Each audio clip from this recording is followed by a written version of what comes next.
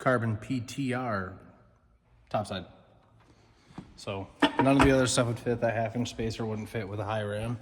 I bought one of those to try it. It wasn't gonna work. So we just spent some time porting this fast LSX HR out a little bit to these spacers. You got tired and groggy here. It's like 10. I was thinking about we'll get some dinner soon, but I really wanted to start this thing. But yeah. Anyways, it's kicking my butt. So I gotta port those spacers, and then I can put the intake on, and then I can start it. So it's probably gonna be tomorrow again. I just made a huge mess over here with that. So, all right. So now you guys get to see all the really fun shit that takes forever, like cutting all these bolts off short because I wanted to put coil mounts on these BTR valve covers so they clear the solid roller rocker arms and Loctite them in and all this good stuff. It's now at the point, like I said, everything takes 2 and 3 hours, so I have to port match the intake. The stack should be good. The base of the intake, get to port match. Yeah, so I got these Proform, I think, coil pack mount. Drilled some holes, mounted them to the BTR, and it just took 7 hours of my life. Not really, but took forever. So I got a high ram to see. Oh yeah, look, they look kind of cool. Look decent. Somebody asked about the catch can and the coolant reservoir. That's actually a Moroso. I think it was for a Mustang. Sorry, excuse me, I can't remember. So I welded it together with a little catch can we had and put it over in the corner because it's way out of the way, and then it cleans it all up. Yeah, I was gonna see if a high ram base would fit with a 1 inch spacer, and it does not. So we'll keep the plastic intake. But yeah, still stuck at all this little BS. Put a new water pump on it because it just randomly started weeping through the weep hole. So that's good. Gotta extend this pulley bracket because, you know, it doesn't line up anymore for the lower bolt. So I gotta make an extension for that, weld some stuff together. But yeah, that's pretty much all the fun stuff that sucks and takes 2 hours at a time. All right, so I just wanted to show you really quick. I haven't started Alex's truck in a couple days, but you should appreciate how awesome this runs.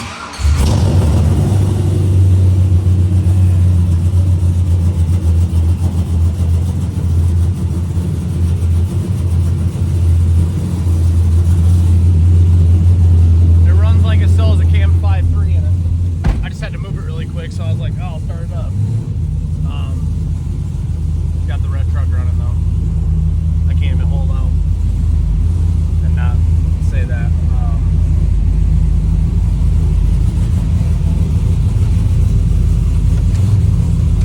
The thing is freaking gnarly sounding.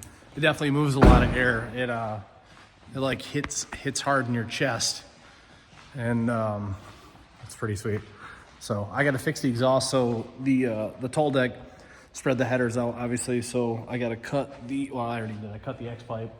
I have to move the X pipe out a little ways, kind of separate it. It is now wider than it was, so I have to make up for that. But yeah, it's pretty sweet. So I'm gonna try to get this wrapped up tonight. It's like 7 o'clock on Friday. I'm gonna try to get this X pipe thing fixed up. I had to cut like 2.5 inches on one side and 1.5 on the other. I'm gonna try to piece it together and get it welded here in a minute, and I'll get it on the truck, and then I'll start it up and show you guys the engine bay and stuff. It looks really, really nice. All right, back to the red truck. Had to fight with the exhaust a little bit, but got it back on.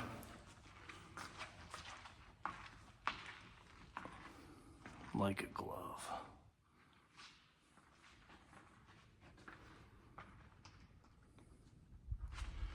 So I'll get it off the hoist really quick. We got one little coolant leak. One of the fittings from our coolant reservoirs leaking. So I'll fix that really quick and tidy up these battery cables, set her down and fire it up.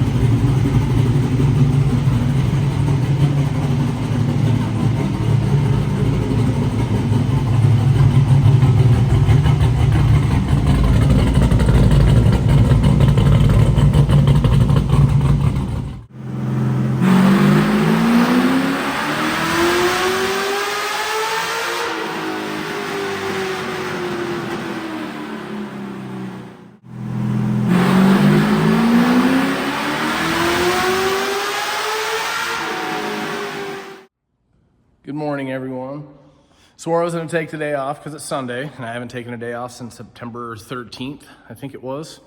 So I laid in bed and played on my phone until like noon and jumped in the shower, and I was like, I can't sit home all day. That's super lame. So I came to the shop, organized some stuff, swept up some stuff, moved some stuff. I'm getting ready to mop. I'm gonna mop and move the green car on that hoist so I can finally get back to working on the green car. I got the short blocks done. I got to finish the get the heads and stuff to get it to a long block. Drop it in, finally have that thing mobile again. It'll be nice to get my welding bench back between getting the red truck engine stuff done. Well, engine, trans, exhaust, all that stuff is laying around for the last year. But once I get the green car finished, then at least it's just turnkey again. I can move it around and not have a bunch of parts laying everywhere. So yeah, last night we got the red truck on the dyno, probably 8:30, 9 o'clock. Went for a cruise, broke in my new car, finally eclipsed the 500 miles. I was gonna wait, but I bought a new car anyway. So we got the red truck on the dyno. Alex and I cruised until like 6:30. We came back to the shop. I lashed the valves, checked everything over. We had to adjust that power steering bracket, so I cut and welded that longer to extend it because it's a tall deck, so it needed to be ½ inch farther apart. Just checked everything over really good, and then strapped on the dyno, converted to speed density finally, and started tuning on it.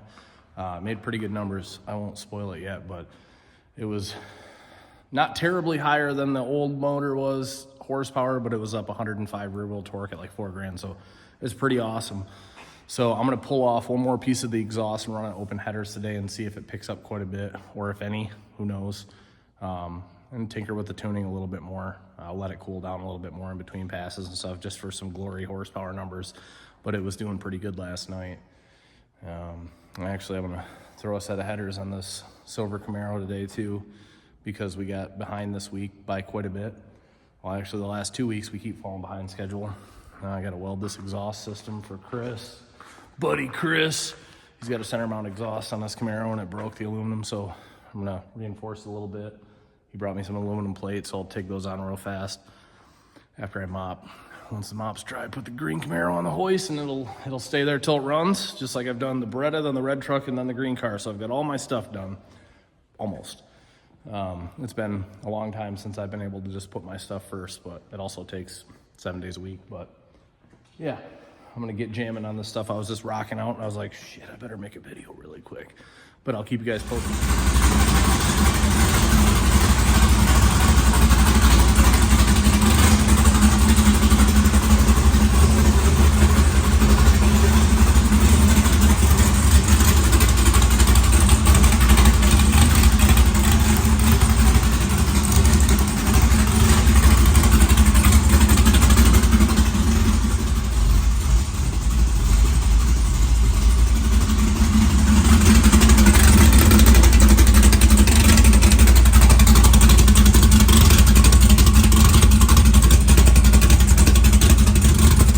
Hey, what's up? So the E85 that was in the truck, it had like a half a tank from July of 23. It was the last time I put fuel in it when I parked it. So I just went and got some fresh. It's been about 80%. So what's in it right now is still registering 77. We actually Andrew put a new fuel filter on it the other day because I've never changed it. So I don't know, at some point somebody had changed it, but I haven't touched it since I've had the truck the last 5 years.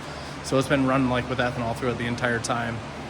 So I'm gonna put like 8 gallons in this, and then I'm gonna keep going.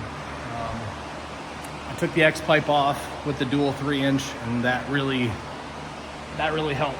It actually picked up 40 foot-pounds of torque to the T, because the headers have a 3.5-inch output. The inside of that X pipe is probably only 4 inches around, so I would assume that's probably the bottleneck there. Because it is dual 3, but I think like I'd have to actually measure it as an oval. The center of that X pipe isn't very big though, so it's kind of small. So I wonder if that's probably taking a lot of it. But yeah, 40 foot-pounds of torque, and I mean only about 15 to 18 wheel, not crazy there, but a lot of torque, especially right at like the 46 to 4800 region. That's really, really potent. But I'm gonna fire away at this, and I'll keep you guys posted.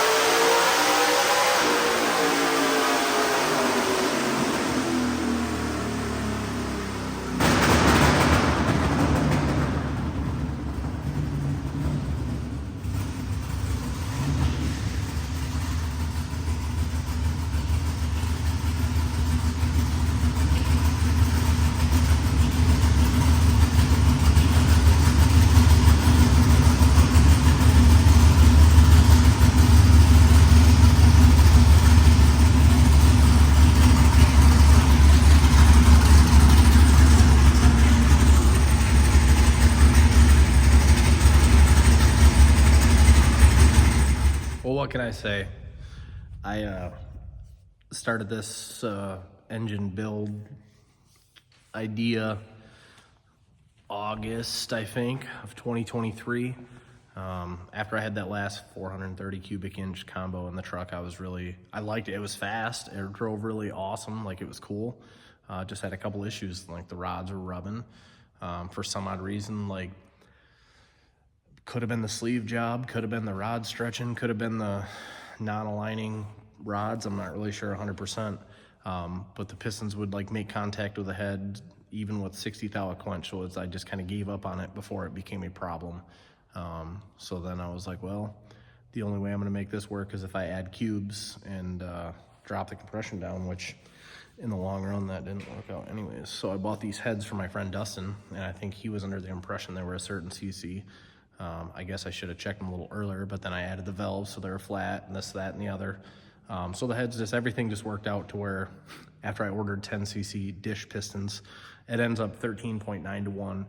And I chose to keep the quench at 49, 50 thou, opposed to adding, another 10 thou of head gasket, because I had the option here and I could have made the quench like 60, but then I was like, 13.5 to 1 and 13.9 to 1 really isn't that much different. So I chose the 13.9. It seems to make a lot less heat than the 430 did at the same compression.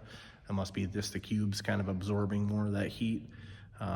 Maybe this cam has 50 degrees of overlap. Maybe that helps. The cam in the other car had like 34, or the other engine. So either way, I was hopeful that it was going to be 12.5 to 12.9 to 1 compression, so we could still drive around on 93, which I could care less because I hate the smell of it. It was just in case we get stuck somewhere. So I'm going to spend some time and really pull the ethanol tables a lot higher than the 93 tables. So that way, if we do get stuck somewhere, we can still drive it back in 93. But anywho, I was hopeful that if it was 12.7, 12.8, 12.9 to 1, it would make 700 to the tire just to justify the cost. My heart wouldn't have been broken, but I would have been happy, like, it's kind of expensive. I got a deal on the heads and a deal on the block, but it's still a bunch of money. So I ended up making 687 with the full exhaust, and then 702 with the mufflers pulled, and then 722 on a glorious velocity stacked open 3.5 inch header. So the dump tubes on those are basically the outlets are 3.5 inches. The American racing headers have the expansion from 3 to 3.5 on them. Choke or whatever they call it, I forget. I'm tired, but smelling gas and stuff. So anyways, it was like I made 3 back-to-back runs and it would make like 711 to 714. So that's pretty sweet. I'm super stoked with it. A little more compression than I wanted to run, but it seems a lot more mild than I assumed it would for the compression, because that 430 that was in here before compared to the 408 that I had seemed like the 430 at 14 to 1 was like radical, and the 408 at 12.5 to 1 was mediocrely, it was nice. It still was decent. The 408 or the 430 just seemed crazy for that compression. So this is awesome because it just seems a little more forgiving, and it took a ton of timing. Like, it's pretty cool. So it worked out pretty good. I'm pretty excited about it. I can't wait to actually put some miles on it. There's a few things I got to address. There's a lot of little stuff I have to fix, not fix, but make work better with the tall deck stuff, like little piddly shit. I got to put the tonneau cover and stuff back on it, but super happy. That's all it does is 710, 700 with the hood closed. I'm super stoked. That's actually a lot of power. So tick for tack with the velocity stack sticking out of the hood and stuff. It made like, I don't remember, 80 wheel more than the 430 made peak, but it made 150 wheel horsepower through like half the curve over what the 430 did. And then torque was 150 and 160 higher. So the thing should be an animal on the street. I'm super excited to drive it. So I'm gonna put together a video for you guys and get it out. But anyways, thanks again for watching. Remember, like, share, and subscribe and all that stuff. We'll catch you guys soon.